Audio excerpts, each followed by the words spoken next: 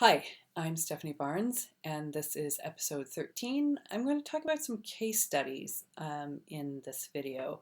Case studies of work that I've done mostly around knowledge management, maybe not entirely, and I might actually make this into two videos because I've actually got a lot of stuff that I could talk about as far as case studies and experience goes. Certainly, if you've read my blog and are connected to me on LinkedIn, you'll possibly have seen some of the case studies that I've publicized there. If you watch some of the other videos of me, I've talked a bit about some of them there. I've talked about, I think, the case study of the company that was going to throw out $1 million of investment and start over again, and how I stopped that from happening and actually saved that investment. And they had to invest in some different things, like more licenses, because all of a sudden people wanted to use the platform more.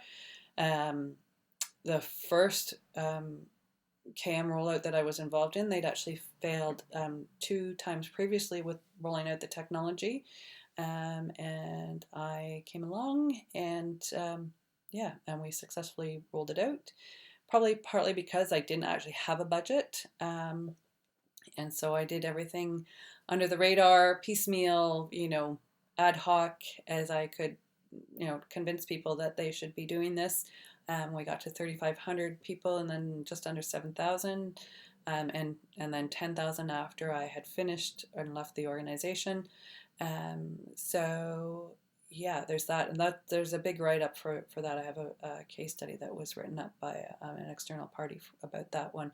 And they had a return on investment of 167%, 168% on that, according to this external company that came in and did the analysis for the case study. So, um, you know, it's those are two that that I sort of talk about all the time. But I've also worked with an organization that had a huge volunteer base, and of retirees. Mostly a lot of the volunteers were retirees, and so not necessarily technology savvy, and or have any technology at all, or very little, and so looking at how to harvest this information from these longstanding volunteers, and so we talked about interviews and checklists and mentoring and coaching, and matching them up with newer people and things, and different strategies they could adopt. And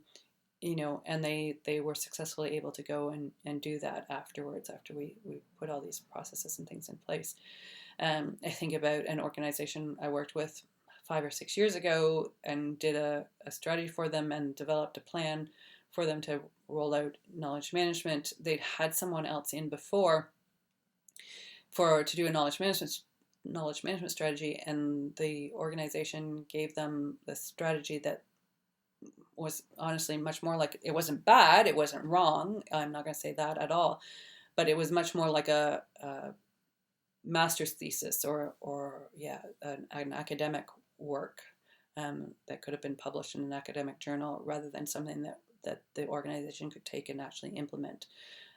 So I came in and created a new strategy for them, and a rollout plan, for them to implement KM over a 3 to 5 year time span, depending on resources and a bunch of other factors. So, and they were able then to successfully go out and do that. And I worked with them on the first part of the implementation, until they got enough staff up and rolling and trained and understanding how to do this on their own.